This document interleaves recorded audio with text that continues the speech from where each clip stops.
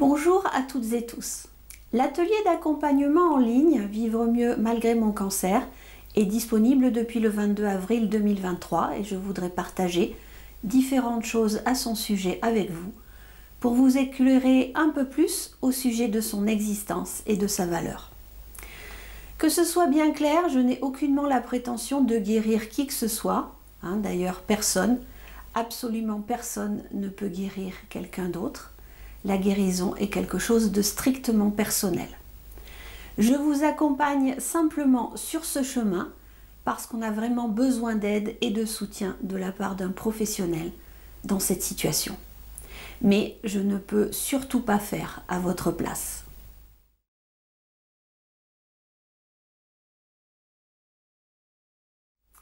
Cet atelier vous donne une très belle occasion chaque semaine, dans le confort de votre foyer, de vous retirer de votre vie simplement pendant quelques heures afin de recevoir des informations scientifiques valables et correctes au sujet de ce qui est possible en matière de rémission d'un cancer. Vous économisez temps, argent et votre précieuse énergie.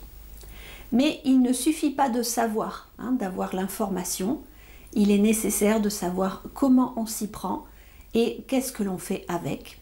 Et c'est pourquoi je suis là. Je vous accompagne pour vous donner des consignes, vous permettant d'appliquer ce que vous avez appris théoriquement, pour pouvoir intégrer ces outils et les mettre en pratique, afin de voir des changements concrets se produire dans votre vie.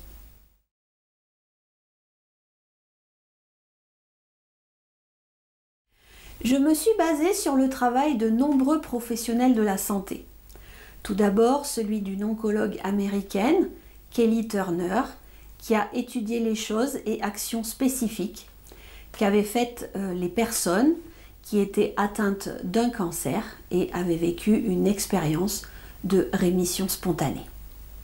Elles étaient parvenues, contre toute attente de la médecine conventionnelle, à modifier leur état de santé.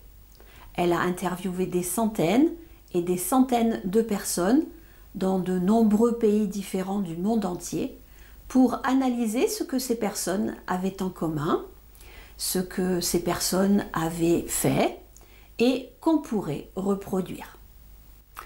Alors, il y avait des choses basiques, comme modifier son alimentation. Et là, je me suis basée sur le travail du docteur Peter J. D'Adamo, qui est un médecin nutritionniste, ou pratiquer une activité physique, des choses habituelles de ce genre, mais en examinant tout ça de très près, l'aspect central était presque toujours lié au fait de modifier son état d'esprit. Et là, je me suis penchée sur les travaux de Joe Dispenza, de Gordon Stoke, Daniel Whiteside, Greg Braden, Jeffrey Thompson, Bruce Lipton, Deepak Chopra et beaucoup d'autres encore. Mais aussi sur les études du professeur Kingley de la Medical School of Tokyo et sur la médecine forestière préventive et curative, à savoir ô combien la nature nous fait du bien. Donc, que se passait-il pour ces gens qui souffraient d'une maladie chronique grave, qui étaient traités de façon conventionnelle ou non conventionnelle et qui voyaient leur état stagner ou s'aggraver jusqu'au moment où tout à coup leur état s'améliorait. Quand j'ai découvert ce qu'avaient fait ces personnes, je me suis dit waouh, avec les connaissances que j'ai en tant que thérapeute énergétique depuis 20 ans et les outils dont je dispose, je peux l'expliquer scientifiquement à d'autres personnes, je peux leur donner les informations liées à cela, les outils nécessaires et ensuite les inviter à faire la même chose. Ne serait-ce pas merveilleux que ces personnes atteintes du cancer puissent ramener leur corps et leur esprit à la santé, modifier leur trajectoire, voire l'inverser, que je puisse observer des changements spectaculaires dans l'état de santé de ces gens. Et il ne s'agit pas juste d'un miracle, il y a des explications scientifiques, des preuves répétées. Donc, si une personne reçoit des outils qui lui permettent de commencer à s'entraîner, à penser différemment, à agir d'une autre manière, à se sentir autrement, c'est-à-dire à changer sa personnalité, il est tout à fait possible que cela ait un impact suffisant sur sa biologie pour pouvoir constater des changements très profonds sur son état de santé. Des survivants du cancer n'ont pris aucune substance chimique, ils ont modifié leur alimentation pour qu'elle soit saine et adaptée à leur groupe sanguin, mais surtout ils ont travaillé à changer à l'intérieur. Ils souffraient d'un cancer de stade 4, et ces changements bénéfiques se sont produits, ils témoignent, et je crois qu'il n'y a rien de plus fort que toutes ces preuves de changement constatés. C'est pourquoi chaque semaine, je vous délivre et vous raconte une histoire de rémission radicale dans ma newsletter.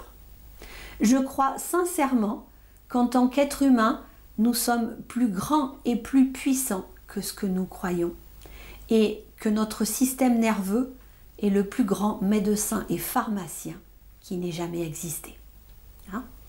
On ne peut que constater ces changements spectaculaires dans les témoignages de ces personnes qui parviennent à se guérir d'un cancer de stade 4.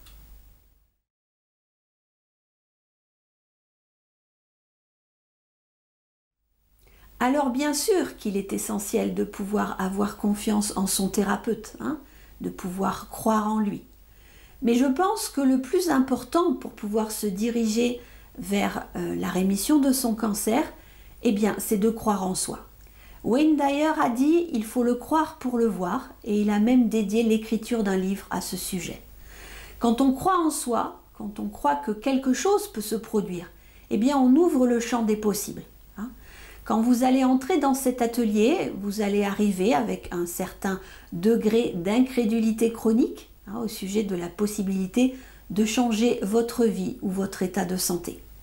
Mais au fil du temps, avec tous les outils proposés qui vont vous aider, les soins, les exercices énergétiques et les changements que vous allez apporter à votre vie, cette incrédulité va s'estomper jusqu'à disparaître. Le temps que cela va mettre dépendra uniquement de votre propre niveau de résistance envers le processus.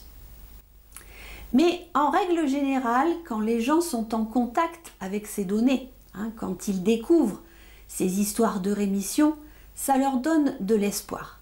Ça fait germer dans leur esprit l'idée que c'est possible désormais. Parce que quand on a sous les yeux le cas d'une personne qui souffrait d'un cancer de stade 4, un cancer qui s'était développé à d'autres endroits parce que les conflits intérieurs n'étaient toujours pas réglés, occasionnant des surstress psychologiques, développé dans d'autres tissus de son corps, voire les os. Vous pouvez demander à n'importe quel médecin au sujet d'un tel développement de la maladie, il vous affirmera que la probabilité d'un retour en arrière est une utopie et que la personne est condamnée. Mais on a cette personne qui est bien vivante et qui raconte son histoire, une vraie histoire de la vie réelle. Et cette personne n'a plus aucune trace aujourd'hui de cellules cancéreuses dans aucun tissu de son corps. Tous les examens montrent que la maladie a été complètement inversée. Cette personne exprime sa vérité et à chaque fois, quand quelqu'un écoute ou lit son histoire, il se dit « si cette personne a réussi à le faire, moi aussi je peux le faire. Parce que si c'est possible pour elle, ça l'est aussi pour moi. » Tant que l'on n'a pas conscience qu'il existe une autre possibilité, on a tendance à continuer à faire les mêmes choix. Mais à ce moment-là, cette personne prend conscience qu'il existe une autre option.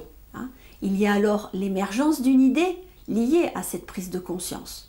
On commence à y prêter attention, à observer cette autre possibilité.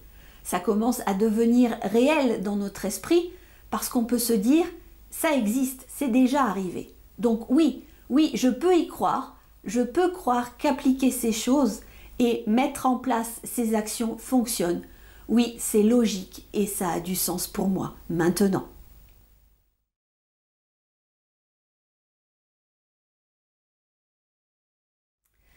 Mais c'est quand vient le moment de l'appliquer à soi que les choses se compliquent.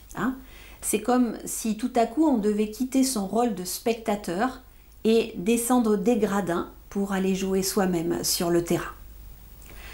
On a vu que ça fonctionne pour d'autres, mais maintenant il faut que l'on voit si ça peut fonctionner pour soi-même. Et là, la partie change du tout au tout. C'est là que les doutes arrivent et que des peurs nous assaillent.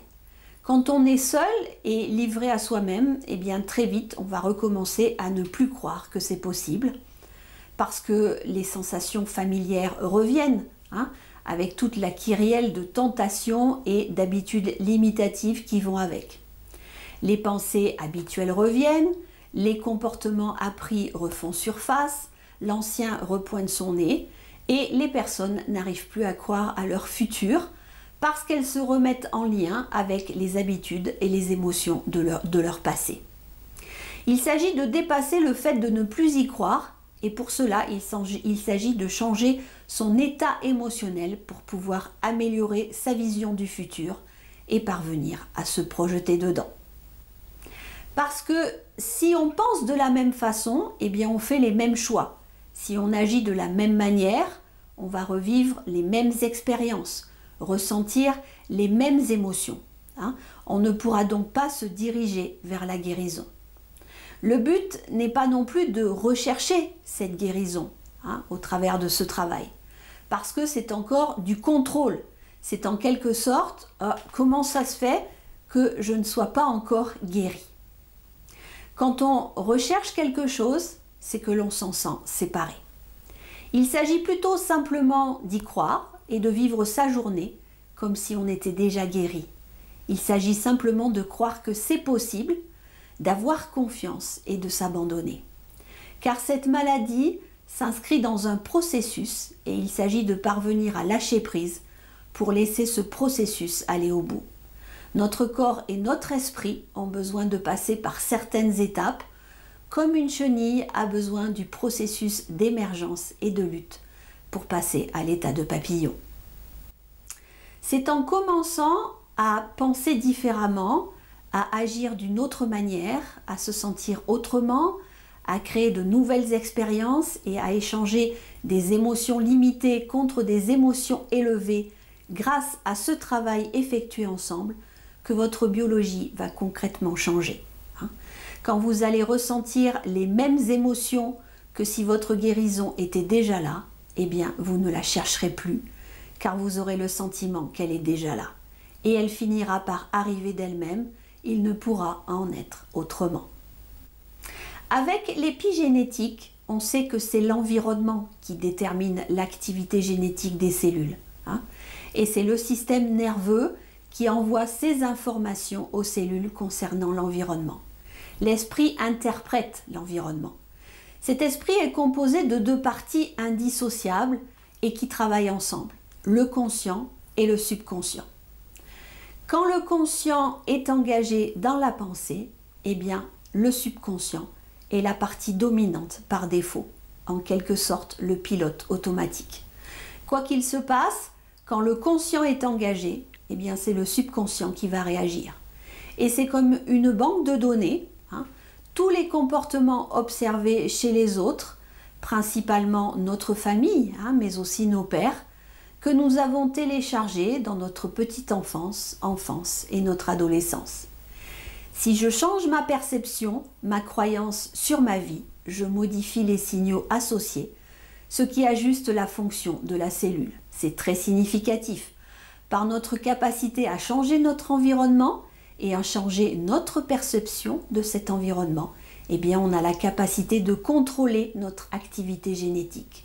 On n'est absolument plus victime de notre hérédité, mais absolument maître de notre activité génétique, donc en quelque sorte maître de notre destin. Alors, comment pouvez-vous faire de façon tellement persistante que vous commenciez naturellement à penser ainsi, à avoir automatiquement ces pensées-là, ces comportements-là, et à rester dans un ressenti positif tel que celui que vous sentiriez si vous étiez déjà guéri? Eh bien, c'est là que ma présence entre en jeu. Je suis là pour vous aider à maintenir votre motivation, pour répondre à vos questions tout le long de ce chemin, à corriger votre trajectoire si besoin, à créer du positif. Je suis là à vos côtés tout simplement pour que vous gardiez le cap. Merci beaucoup d'avoir regardé cette vidéo et si elle vous plaît, eh bien merci de la partager avec toutes les personnes à qui elle pourrait faire du bien. Merci aussi pour vos commentaires et puis vos petits j'aime et je vous dis à très bientôt.